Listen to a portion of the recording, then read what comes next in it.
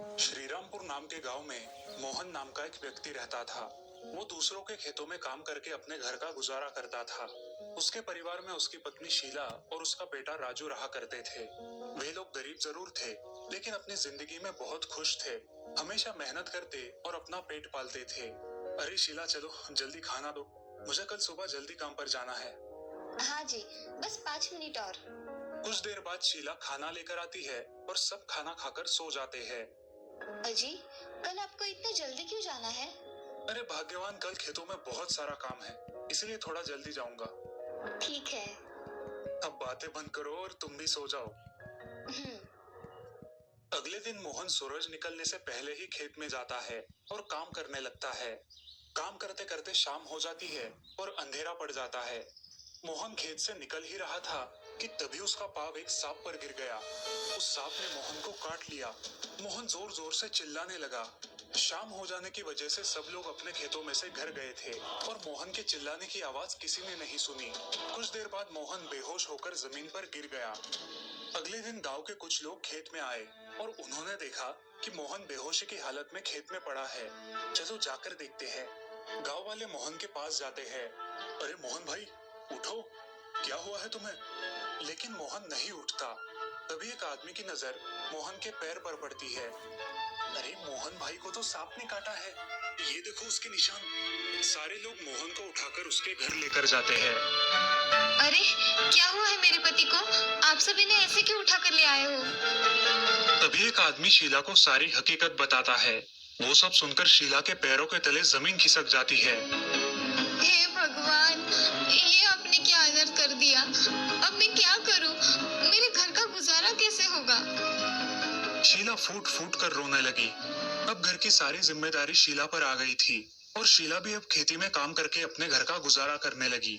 ऐसे ही कुछ साल बीत गए। अब राजू स्कूल जाने लगा था। माँ, जल्दी टिफिन दो मुझे, स्कूल जाने के लिए देरी हो रही है। हाँ बेटा, अभी लाई। शीला टिफिन लेकर आती है और राजू को देती है। ऐसे ही कुछ साल बीत जाते हैं। राजू अब कॉलेज जाने लगा था। उसे कभी भी अपनी माँ की हालत पर दया नहीं आई थी। अब वो बहुत गैर जिम्मेदार बन गया था। अरे दोस्तों, क्यों ना हम सब कल कहीं पिकनिक पर जाए? हाँ हाँ, क्यों नहीं, बहुत मजे करेंगे। ऐसा कह के सारे दोस्त घर निकल जाते हैं और राजू वही बैठकर सोचने लगता है। मैंने सबको पिकनिक के लिए हाँ तो बोल दिया, मगर मैं पिकनिक के लिए पैसे कहाँ से लाऊं? इसी सोच में डूबे हुए राजू घर आता है और अपनी माँ से कहता है, माँ, मुझे कल के कल 5,000 रुपए चाहिए। अरे मेरे लाल, इतने सारे पैसे क्यों चाहिए तुम्हें? और मेरे पास तो इतने पैसे नहीं है बेटा। माँ, मुझे कुछ नहीं पता, आप मुझे कुछ भी करके आज शाम तक पैसे दे दो, नहीं तो मैं घर नहीं आऊंगा। अरे बेटा, ऐसे मत करो, लेकिन मेरे पास सच में इतने पैसे नहीं है। माँ, आप कुछ भी करो, मुझे पैसे चाहिए, मतलब चाहिए। ठीक है मेरे लाल, मैं कुछ करती हूँ। अब शीला सोच में पड़ जाती है कि इतने पैसे वो कहाँ से लाए। शीला अपने खेत के मालिक के पास जाकर आधे पैसे उनसे उधार लेकर आती है, लेकिन फिर भी पैसे कम पड़ रहे थे। अब शीला अपने पड़ोसी के घर जाकर और कुछ पैसे उधार लेकर आती है और जैसे तैसे वो 5,000 रुपए जमा कर लेती है। माँ, चलो मुझे पैसे दो, जल्दी। हाँ मेरे राजा बेटा, अभी देती हूँ। शीला राजू को पैसे दे देती है। दोनों खाना खाकर सो जाते हैं। दूसरे दिन राजू अपने दोस्तों के साथ पिकनिक के लिए निकल जाता है। बेटा, संभल कर जाना और पैसे बराबर रखना। हाँ माँ, मैं कोई छोटा बच्चा नहीं रहा अभी। राजू घर से निकलता है और सारे दोस्त पिकनिक के लिए बस पकड़ते हैं। बस में राजू की नजर एक लड़की पर पड़ती है। वो उसे बहुत पसंद आती है। राजू उससे बात करने लगता है। हाय, मैं राजू, आपका नाम? मैं प्रांजल। इस तरह बातों बातों में उसे उससे प्यार हो जाता है। लेकिन प्रांजल एक बहुत गुस्सैल लड़की थी। पिकनिक से वापस आने के बाद राजू प्रांजल को अपने घर लेकर जाता है। माँ, देखो मेरे साथ कौन आया है। कौन है बेटा?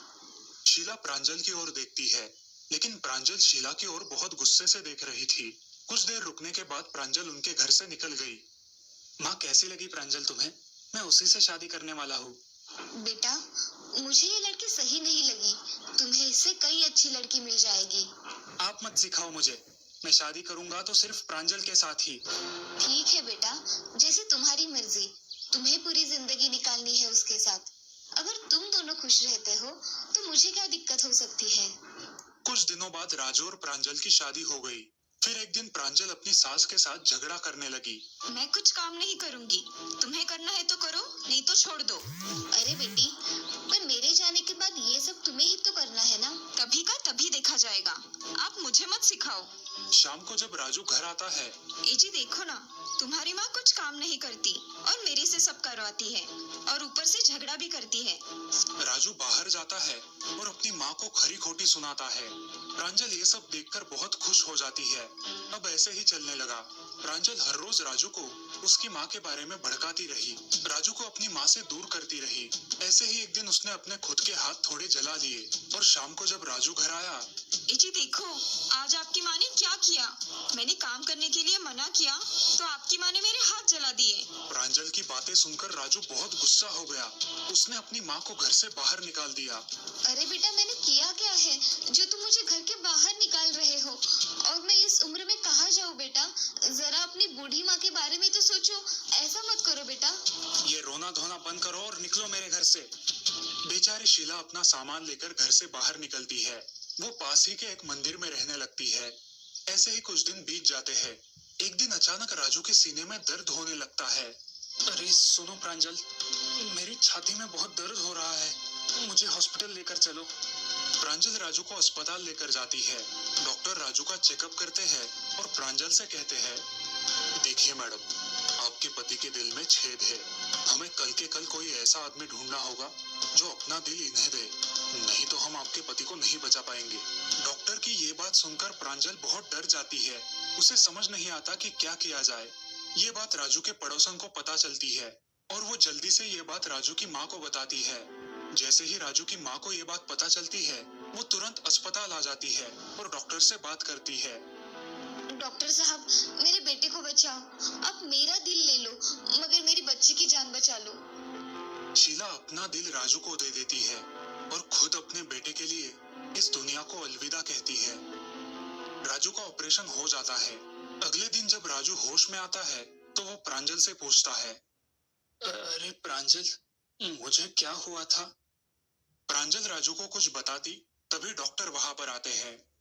राजू, तुम्हारा ऑपरेशन एकदम अच्छे से हुआ है, अब घबराने की कोई जरूरत नहीं। मगर डॉक्टर, मुझे हुआ क्या था? तुम्हारे दिल में छेद था। तुम्हारी माँ ने तुम्हें अपना दिल देकर तुम्हारी जान बचाई है। ये बात सुनकर राजू और प्रांजल की आंखों में आंसू आने लगे। राजू फूट फूट कर रोने लगा। क्या मेरी माँ ने अपना दिल मुझे दिया? हाँ राजू, तुम्हारी माँ ने अपना दिल तुम्हें दिया है। अब वो इस दुनिया में नहीं रही। डॉक्टर की बातें सुनकर राजू हक्का बक्का हो जाता है। प्रांजल को अपने किए पर बहुत पछतावा होता है। तभी राजू अपने दिल पर हाथ रखता है और उसे एक आवाज सुनाई देती है। मेरे लाल, मैंने तुम्हारे लिए सब कुछ किया, मगर तुम्हें मेरी चिंता कभी हुई ही नहीं। लेकिन बेटा, मैंने तुम्हें कहा था ना, मैं तुम्हें कभी भी किसी बात की कमी पड़ने नहीं दूंगी। बस मैंने तो अपना वादा निभाया। खुश रहना मेरे लाल। ये सब सुनकर राजू बहुत रोने लगा, मगर अभी रोकर कुछ फायदा नहीं था। राजू की जान तो बच गई थी, लेकिन अब उसके पास उसकी माँ नहीं थी। दोस्तों, एक माँ अपने बच्चों के लिए कुछ भी कर सकती है। इस दुनिया में माँ से बड़ा न कोई है और ना ही कोई हो पाएगा। जिनके नसीब में माँ और पिता दोनों का प्यार है, वो इस दुनिया के सबसे अमीर और खुशनसीब लोग हैं। हमेशा अपने माता पिता का आदर